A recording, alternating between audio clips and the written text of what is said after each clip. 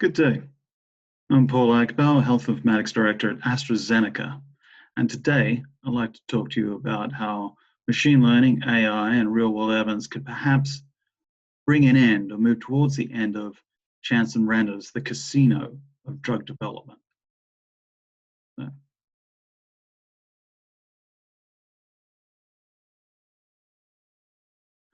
to first go through the rigmaroles of introductions, I should say that before I was at AstraZeneca, I was at the Data Science Institute at Imperial College, and before that, as an infectious disease scientist at the then Health Protection Agency in the UK. And of course, I should say that none of this reflects official AZ thought or projects, and that I have no conflicts of interest involved. So, we, of course, in the trade, we all know that there is this amazing revolution in drug development. We keep hearing about incredible exotic molecular technologies. Every day new ones are announced. We have cheap computation available to us. We have these powerful machine learning and AI algorithms. So surely everything is looking good. But we were all aware of this thing called Eroom's law, Moore's law in reverse, where Moore's law says that computation grows twice as powerful every 2 years. Eroom's law says that R&D output halves every 9 years in pharma. And this is a trend that we've been following for nearly 50 years now, despite machine learning, despite these new technologies, despite everything. We are not escaping how hard things are becoming. And if we follow this vector, somewhere in the 2030s, basically we hit the break-even point. We will be spending as much money on drug development as we are making money from drug development. And despite a recent uptick in approvals and some advances, this is not changing. So drug development is a numbers game. It is the casino, and these numbers are increasingly not on our side. How can we tilt the odds in our favor? Are machine learning, AI, and data science the answer? Since I'm talking to you, we'll hold that, of course, that they are, but where and how? So let me start for a sense to say that we have lots of arguments about what AI and machine learning and so forth means, and I think there is actually little interest in that. There are very few hard and fast answers involved there. And for my purposes, I'm going to sidestep this argument and say there is a spectrum of techniques and approaches we can take in these problems, and that machine learning, AI, or whatever, tends to lead towards the low assumption techniques, the ones where we don't have an explicit model, where we may not even know what sort of model is appropriate. The sort of models that are improved by data. The more data we have, the better they can be made. Okay. This is certainly on a spectrum with statistical inference in our classical statistical modeling, but my most important points here is that these things are very well suited to drug development. We are in situations where we often don't understand what the underlying models, what the understanding drivers or factors are, and we have increasing amounts of data to throw at solving these problems. And in fact, the machine learning approaches allow us to, instead of waiting for a good idea, to invest in data, to go out and make more data, to make machine learning easier, to improve the quality of our answers. And therefore, I think that these are very adept to drug development. But we have to have a look at the right sort of problems. We do have a history at looking at the wrong sort of problems, looking at things that are interesting or easy to solve or done with very clean data. Okay? Problems that deal in very simple biology. And this has been a trend within pharma and drug development for many years. High throughput technologies, machine learning and so forth tend to veer towards these simple, clean problems, whereas we need to solve difficult problems, needful ones. We need to constantly raise the bar on the state in the field to do better than the previous drugs. We need to work in real systemic biology. We need to solve real problems. One of the things we cannot do is we cannot use machine learning or whatever approaches to simply suggest a plethora of other approaches, drug candidates and so forth, and run more clinical trials, because we cannot run more clinical trials as they currently stand. Clinical trials are tremendously expensive, difficult, long, hard to interpret. Okay?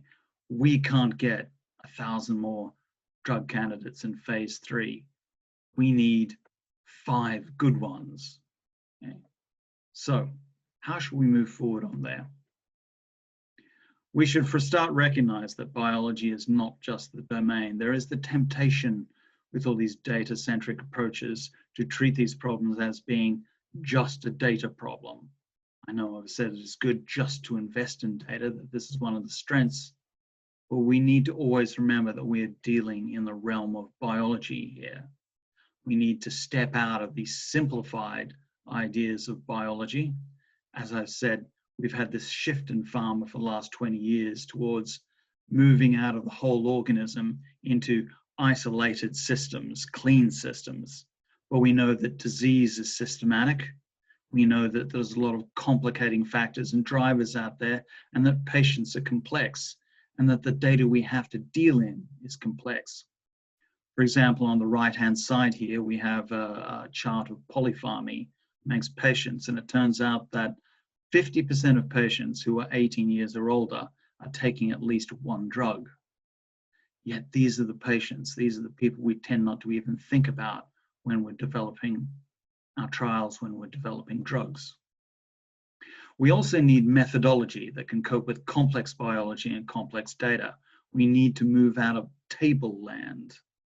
I use this in a slightly derisive sense to refer to the simplified machine learning. If you give someone a table of data, they'll give you an answer back about what the correlations are and everything there.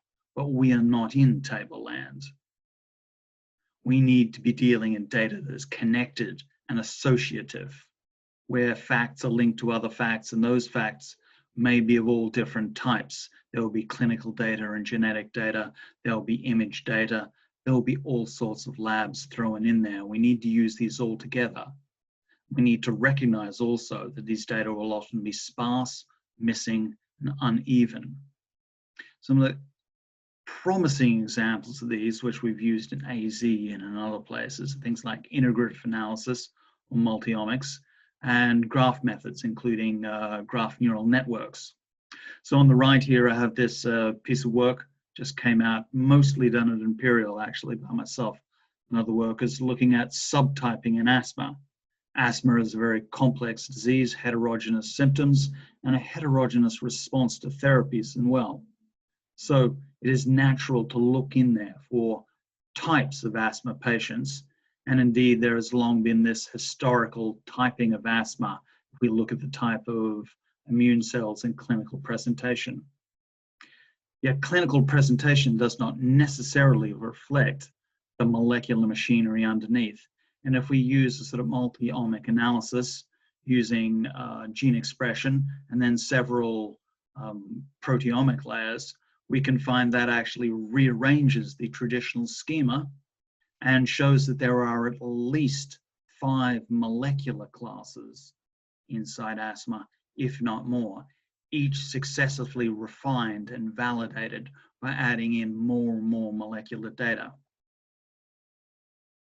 Furthermore, we can use ways to deal with messy data such as we might get from EHRs.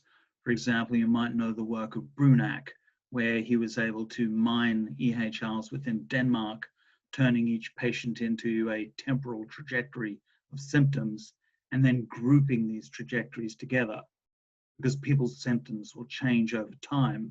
So looking to sort them or group them based on a single time slice through history is not going to work. We need to group the whole history. And he was able to show that you could group patients like that, and you could show where they were going. We've done similar work like this inside AZ, focusing on chronic obstructive pulmonary disorder. In a related way, we've been able to use patient networks, grouping together patient types to identify distinct types within type 2 diabetes. Now, what is one of the more challenging, but I think one of the more interesting approaches is to take on this idea of graph-based neural networks. Neural networks, deep learning, and so forth have, of course, been one of the great successes of our times.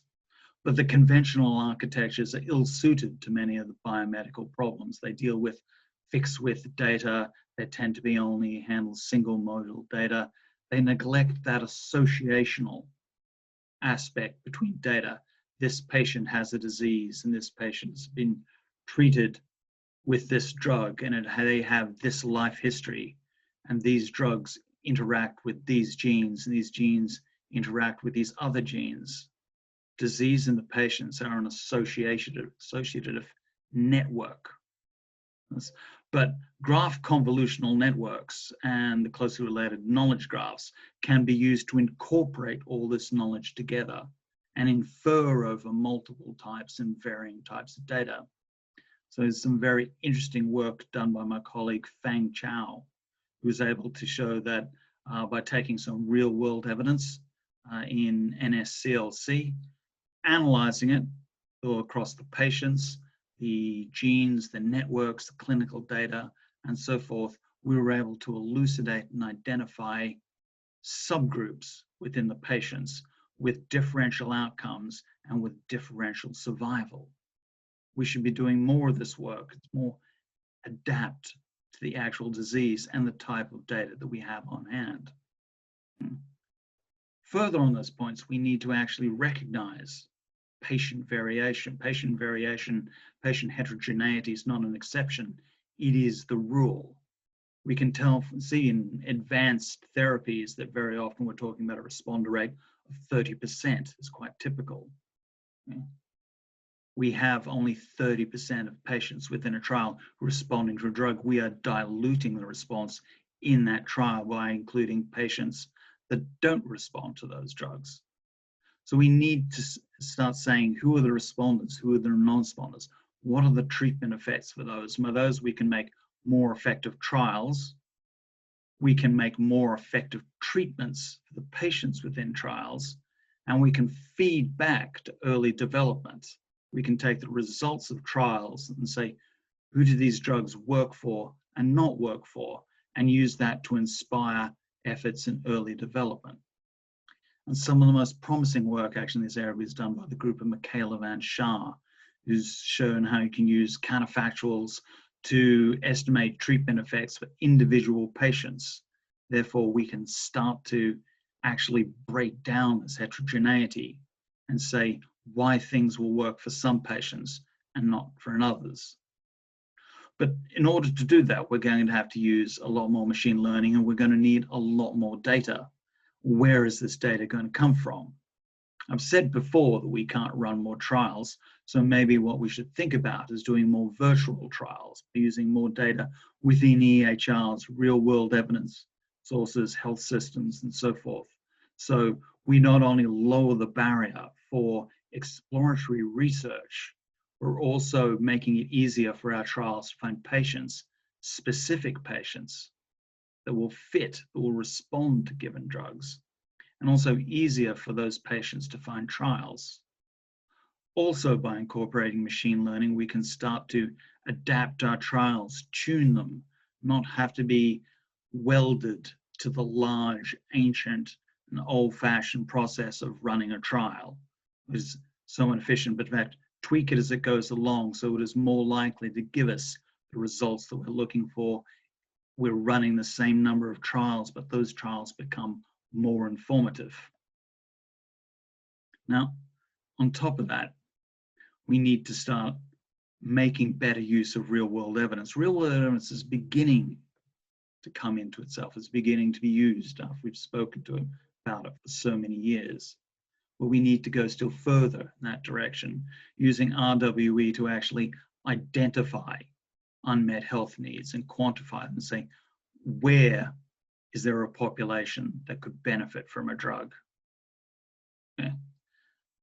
Also to use it before trials run to subtype responders to have a look at patient heterogeneity.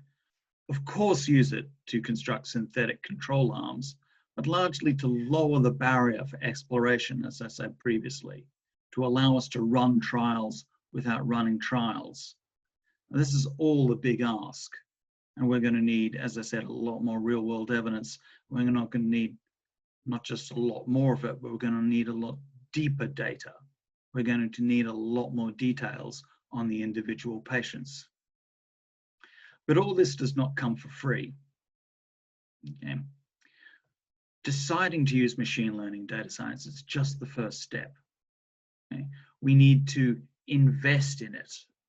We also need to bring about a cultural change so that we are not just bolting machine learning and data science onto the side of the efforts, but we're actually getting the entire of the enterprise willing to collaborate with it, to understand the uses of it. We're going to have to invest in more types of data. Okay? The data that we have currently is biased. It is weird in both senses of the word. Okay? It is sparse. We have to go further. We also need to extend the reach of our data. Okay? Now that we're gaining used to couple into devices and so forth, we need to integrate those and the infrastructure and the ways of analyzing those with the rest of our real world evidence. In order to get a broader tranche of data, we're going to have to collaborate with national centers, look at long-term funding and collaborations that will enable us to actually find that data. Now, as I've said, to summarize, the odds are poor in drug development, but data science, machine learning, and AI can certainly reduce that randomness. But we need to find algorithms and methods that can cope with real data in there. We need to recognize patient heterogeneity not just as a fact of life, but also as something that can actually help us, a force multiplier in our research. And we need to find ways to make clinical trials more powerful, not by running more of them, but by making them more informative. And that all of this is going to be, in that terrible phrase, a journey, okay, not a decision we just make overnight. And finally, I'd just like to thank Paul Metcalf and all of Oncology R&D Machine Learning at SG, Irena Brooks-Smith and the old Health Informatics crew, Christian Belusu and the Echo Pod at AstraZeneca, and Ray Liu, who is now our new head of Onc R&D Analytics there. Thank you very much and enjoy the rest of the meeting.